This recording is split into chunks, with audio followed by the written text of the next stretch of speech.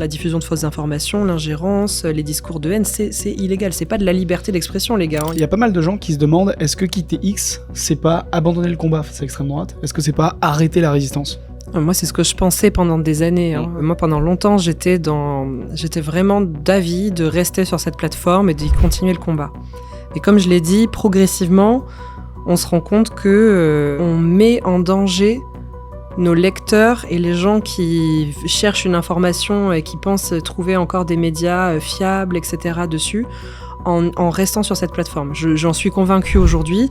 En fait, il y a une telle désinformation, des tels discours de haine qui sont illégaux. La diffusion de fausses informations, l'ingérence, les discours de haine, c'est illégal. C'est pas de la liberté d'expression, les gars.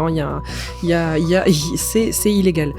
Il y a tellement ça sur ce réseau social qui se diffuse qu'en y restant, en donnant rendez-vous aux gens, suivez-nous sur X, retrouvez-nous sur X, en promouvant, en alimentant toute cette machine, on les met en danger.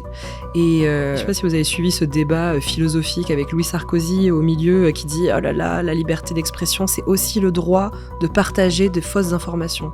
En fait, c'est tout l'inverse. Déjà, c'est illégal de le faire.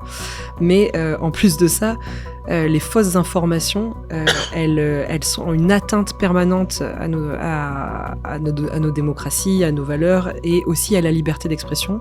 Et aujourd'hui, les philosophes expliquent que, oui, les fausses informations sur les Juifs, par exemple, c'est ça qui a causé la Shoah. Et les fausses informations que vous voyez circuler sur cette plateforme vous rentrent dans la tête.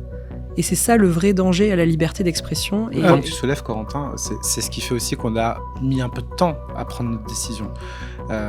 Nous, on s'est dit, quand on débattait dans la rédaction, tout le cœur du débat, c'était faut-il partir au nom de nos valeurs et mettre nos meilleurs efforts ailleurs, ou faut-il continuer à être sur le ring et puisque c'est l'endroit où prospère l'extrême droite, où elle se sent comme chez elle, eh bien continuer à y balancer les enquêtes de Frontal, la newsletter qui parle de l'extrême droite, les enquêtes de Check News, etc.